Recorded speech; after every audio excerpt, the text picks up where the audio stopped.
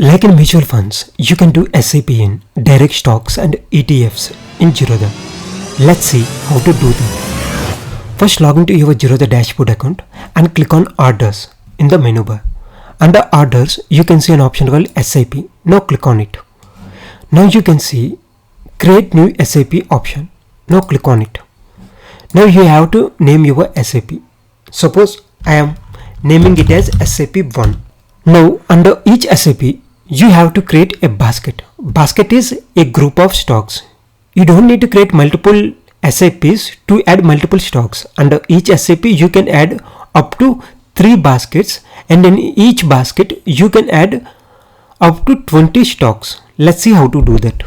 Now click on Create Basket and name the basket. Here I am naming it as large caps because I want to do SIP in large cap stocks. Now click on Create. See, you can name your basket whatever you want, under which you can add any stocks which you want to do SIP. Now you have to select the stocks. For example, here I want to do SIP in HDFC Bank. Now enter the quantity. For example, if you want to do SIP in 5 stocks each month, then enter the quantity as 5 and select the long term option and select the market here. If you choose the limit option, then you have to change the price every month. So it is better to choose the market option, so that on the SIP date, at whatever the price the stock is available, then the SIP will be completed.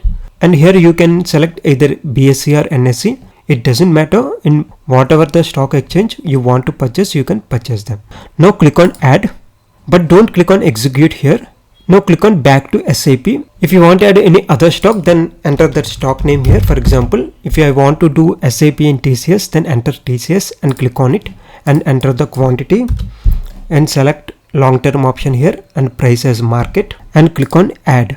Now click on Back to SIP. Here you can see the SIP name and the basket.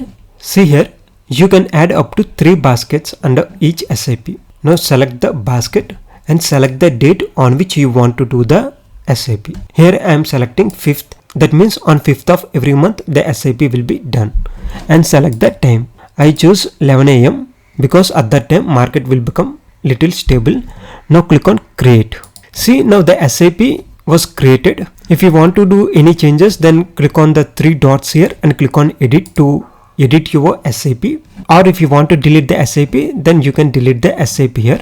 Similarly, you can also edit the baskets. For that, click on Baskets here and click on the Options and click on Edit. Now you can add or delete stocks in your basket.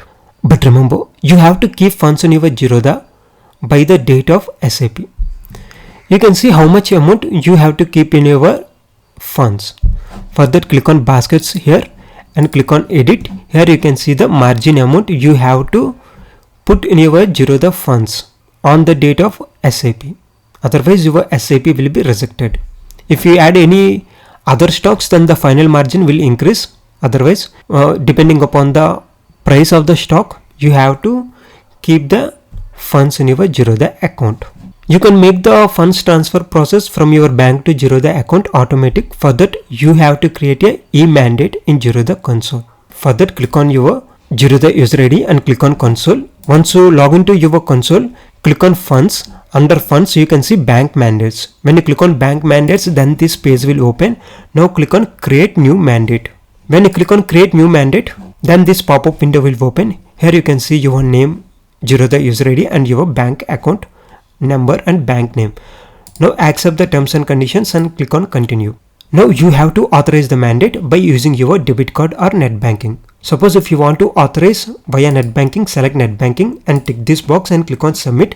Then in next step, you have to authorize it with your net banking user ID and password of that particular bank. Once you authorize the e-mandate, then within 2 or 3 days, your mandate will be added to your Zerodha mandate section. Every mandate you add will be present in your Zerodha mandates page. Here you can schedule the transaction. That means how much amount you want to transfer from your bank account to the Zerodha and on which date you want to transfer. You can add all those details. There is a detailed video about this on Zerodha Varsity. I will give this link in below video description.